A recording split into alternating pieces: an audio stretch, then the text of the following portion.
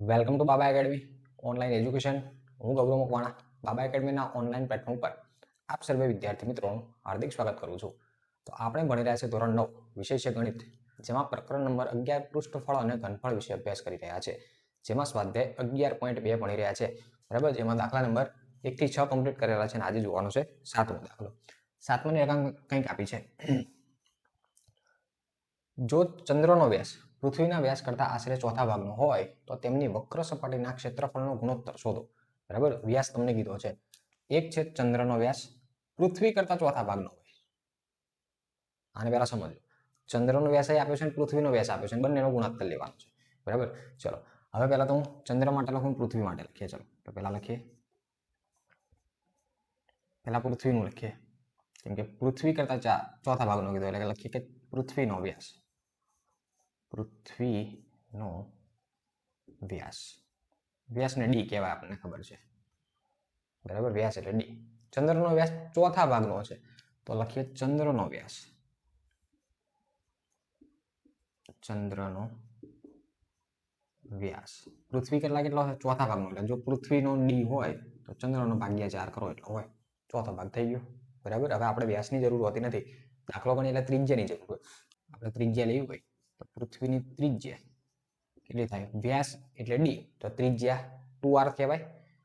વ્યાસ છે આખો ડી, બરાબર, તો ત્રિજ્યાને શું કહેવાય?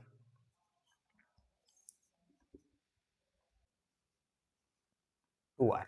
બરાબર, ત્રિજ્યા બરાબર કેટલા થાય? 2r. વ્યાસ એટલે આખો ડી, ત્રિજ્યા કેટલી થાય? 2r. અહીંયા શું થશે? અહીંયા ત્રિજ્યા બરાબર, અહીંયા ડી એટલે 2r થયા, તો અહીંયા ડી ની જગ્યાએ 2r લખવાના અને છેદમાં 4. 2 દુ 4 એટલે ફાઇનલ આન્સર r/2 થાય. બોલો રેડી? હવે બંનેના ક્ષેત્રફળ અને ગુણોત્તર. પણ કોનું ક્ષેત્રફળ કોના છેદમાં શું આવે? તો ચંદ્ર પહેલા છે એટલે ચંદ્રનું પહેલા ક્ષેત્રફળ શોધવાનું, પૃથ્વી પછી છે એટલે પછી પૃથ્વીનું શોધવાનું. તો પહેલા આપણે લખીએ ચંદ્રનું ક્ષેત્રફળ, ચંદ્રનું ક્ષેત્રફળ. ચલો, ચંદ્ર એટલે કેવો હોય? ગોળ, એટલે ગોળાનું ક્ષેત્રફળ થયું ને. ચલો, ગોળાનું ક્ષેત્રફળનું સૂત્ર શું થાય? 4πr². ચલો 4. હવે જો પાઈની જગ્યાએ પાઈ જ રાખીએ. r એટલે કેટલા? r/2 એનો સ્ક્વેર, 4πr². બરાબર, આનો આન્સર આટલો જ રાખીએ. આગળ ગણતરી થાય પણ આપણે આગળ ગણતરી કરવી નથી. બરાબર, ચલો હવે ચંદ્રનો વ્યાસ, સોરી પૃથ્વીનો વ્યાસ, પૃથ્વીનું ક્ષેત્રફળ, પૃથ્વીની વક્ર સપાટીનું ક્ષેત્રફળ. એમાં સૂત્ર આ જ લાગુ પડે, 4πr². ચલો, આની અંદર r એટલે કેટલા છે? 2r. તો અહીંયા 4πr ની જગ્યાએ 2r². આની અંદર પણ આટલું જ રાખીએ. બરાબર, હવે બંનેનો શું કરવાનો છે? ક્ષેત્રફળનો ગુણોત્તર. બરાબર, તો લખીએ હવે બંનેના ક્ષેત્રફળનો ગુણોત્તર. બરાબર, ઉપર લખવાનું ચંદ્ર, નીચે લખવાની પૃથ્વી. તો ચંદ્રનું ક્ષેત્રફળ છેદમાં પૃથ્વીનું ક્ષેત્રફળ. ચલો, ચંદ્રનું ક્ષેત્રફળ કેટલું થાય? તો ચંદ્રનું ક્ષેત્રફળ આપણે કેટલું શોધ્યું? 4πr/2² અને છેદમાં પૃથ્વીનું કેટલું શોધ્યું? 4π2r². ચલો, 4π સીધા કેન્સલ થઈ ગયા એટલે અહીંયા કિંમત 4π ની મૂકી નથી, ક્ષેત્રફળમાં સીધા ઉડી જાય એટલા માટે. ચલો, હવે અહીંયા ફાઇનલ આન્સર મળ્યો કે r² એટલે r², નીચે 2 નો વર્ગ એટલે 4, આખાના છેદમાં 2 નો વર્ગ 4, r નો વર્ગ r².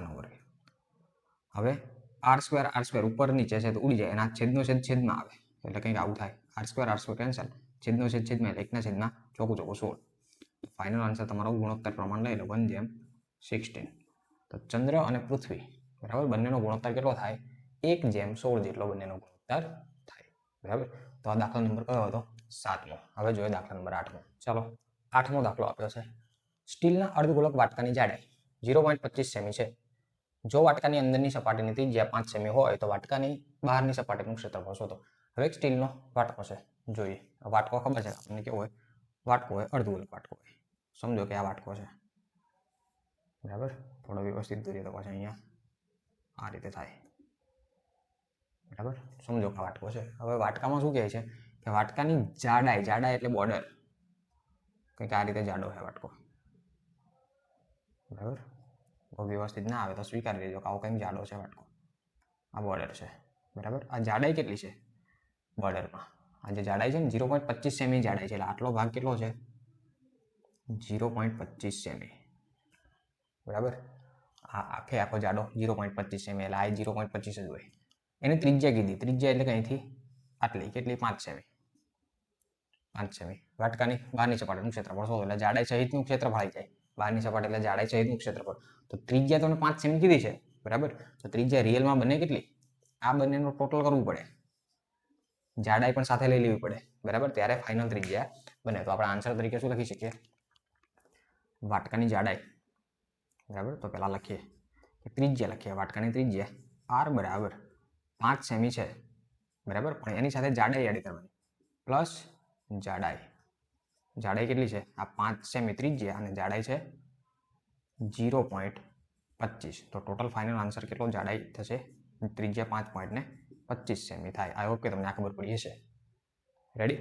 હવે શોધવાનું બહારની સપાટીનું અર્ધગોલક વાટકો છે. તો અર્ધગોલકની વક્ર સપાટીનું ક્ષેત્રફળ. અર્ધગોલક વાટકાની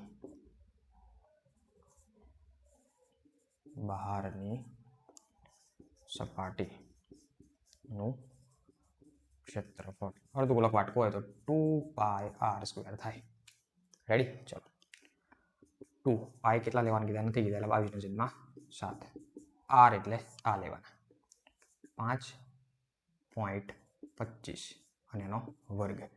વર્ગ છે તો 2 વખત લખાય, અને અહીંયા પોઈન્ટ દૂર કરીએ એટલે કંઈક આવું થાય. જો આ 2 ગુણ્યા 22/7 ગુણ્યા 525 કરીએ.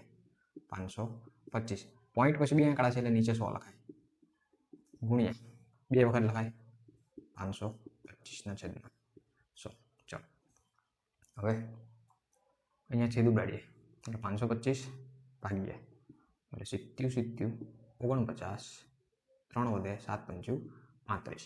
બરાબર, તો નીચે આપણે 100 વાળી સંખ્યા રહેવા દેવાની. નીચે આ 2 0 ના 2 0, ટોટલ 4 0 થઈ ગયા. બરાબર, હવે ઉપર 2 22 75 ને 525 નો ગુણાકાર કરો. 22 દુ 44 થાય. બધાનો ગુણાકાર કરી નાખીએ. આ 22 દુ 44 થાય. ચાલો અહીંયા લખીએ. અને 75 અને 525 નો ગુણાકાર સાઈડમાં કરીએ. 525 ગુણ્યા 75.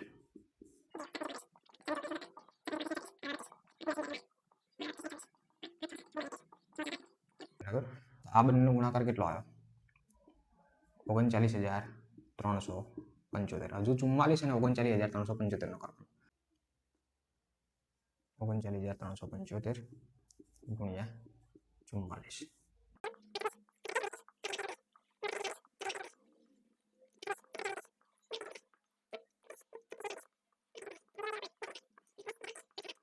હવે જો આ બંનેનો ગુણાકાર આવે, ફાઇનલ આન્સર 173, પાછળ 2500, નીચે 4 0, 1 2 3 4, 1 2 3 4. ચલો, એટલે આ 2 0 છે તો અહીંયા પોઈન્ટ આવે એટલે 173.25 સેમી છે, તો સેમીનો વર્ગ. તો આ તમારો ફાઇનલ આન્સર. બરાબર, બહારની સપાટીનું ક્ષેત્રફળ કેટલું થાય? 173.25 સેમીનો વર્ગ. આ એનું બહારની સપાટીનું ક્ષેત્રફળ થાય. ક્લિયર? ચાલો, હવે જોઈએ દાખલા નંબર 9મો, જે છેલ્લો દાખલો છે, અને આ સ્વાધ્યાયનો પણ લાસ્ટ દાખલો, અને આ લેક્ચરનો પણ લાસ્ટ દાખલો જોઈએ આગળ. ચલો, છેલ્લો દાખલો, દાખલા નંબર 9 આપ્યો છે. આકૃતિ પણ આપી દીધી છે. એમાં જો લખ્યું છે એક લંબવૃત્તીય નળાકારમાં બંધ બેસે તે રીતે તે r ત્રિજ્યા વાળો ગોળો મૂકેલો છે. બરાબર, આ નળાકાર છે અને એની અંદર એક એવો ગોળો મૂક્યો છે કે તેની અંદર નળાકારની ત્રિજ્યા અને ગોળાની ત્રિજ્યા સેમ છે. એટલે કે બંને બાજુથી ફિટ બેસે. જો આ બંને બાજુ ટચ થઈ જાય એટલે કે આ ગોળાની ત્રિજ્યા કેટલી છે? r કીધી છે, કોઈ ફિક્સ મૂલ્ય કીધું નથી, r ત્રિજ્યા છે. બરાબર, તો આ નળાકારની ત્રિજ્યા કેટલી હોય? r જ હોય. કેટલી હોય? r જ હોય. ચલો, હવે એવું કહે છે કે લંબવૃત્તીય નળાકારમાં બંધ બેસે તે રીતનો ગોળો મૂકેલો છે. તો 1 નંબરમાં કીધું નળાકારની વક્ર સપાટીનું ક્ષેત્રફળ. તો આપણે 1 નંબરનો આન્સર મેળવીએ પહેલા. 1 નંબરમાં કીધું છે ગોળાની વક્ર સપાટીનું ક્ષેત્રફળ. ગોળાની વક્ર સપાટીનું ક્ષેત્રફળ બરાબર સૂત્ર શું થશે? 4πr². ચલો, 4m9 પાય એટલે 22/7.